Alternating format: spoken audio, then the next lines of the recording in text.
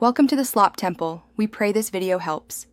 In this video, I will explain how to change shocks on a Ford F350. First, prioritize safety by parking your truck on a level surface and engaging the parking brake.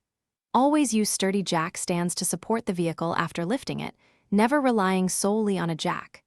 Remember to wear appropriate personal protective equipment, like safety glasses and gloves, to prevent injuries during the process. Your safety is paramount.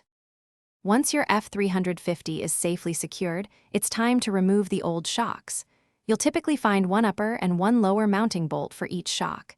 Use the correct size wrench or socket to loosen these bolts. They might be tight, so a little penetrating oil can help.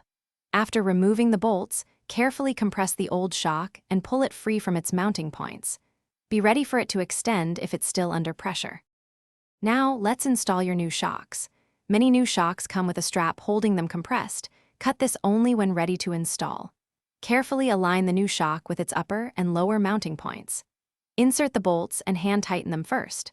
Once both bolts are in place, use your wrench to tighten them securely.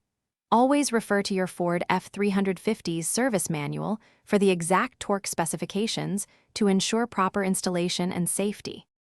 Before you hit the road, perform a thorough final check. Go around and double-check that all the mounting bolts for your new shocks are tightened to specification. Once confirmed, carefully lower your Ford F350 off the jack stands.